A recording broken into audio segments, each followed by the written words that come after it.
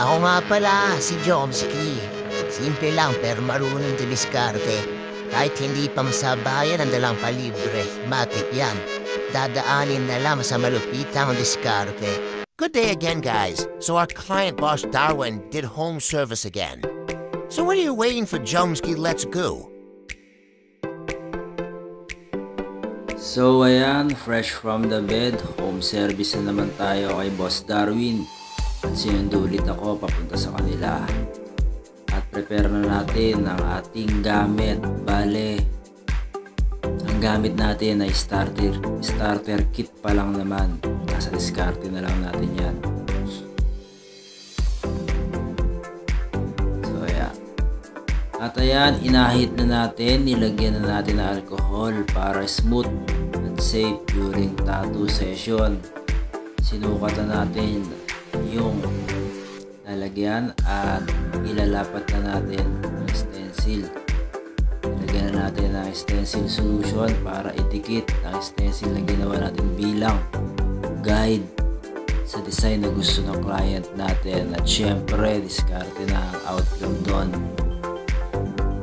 At yan, makikita nyo medyo maiingat akong nilalapat yung stencil para hindi masyadong malito during tattoo session. At yan, pinatuyo muna natin para maganda, hindi agad mabubura. At ayan, nag-start na tayo mag-lining.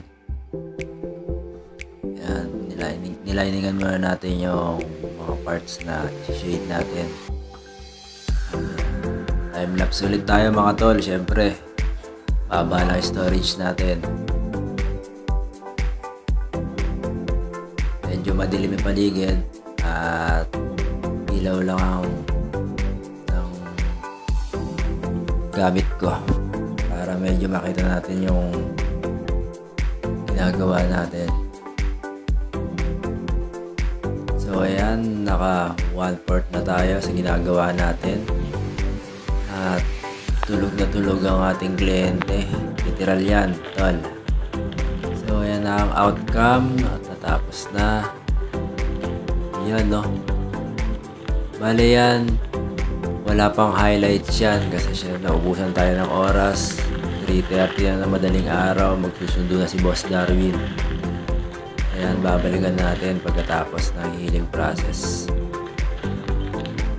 So ayan guys, maraming salamat sa inyo mga tol. Sana nagustuhan nyo ang video ito.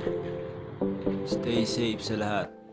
For more videos, please like, follow and subscribe. Salamat mga tol. God bless.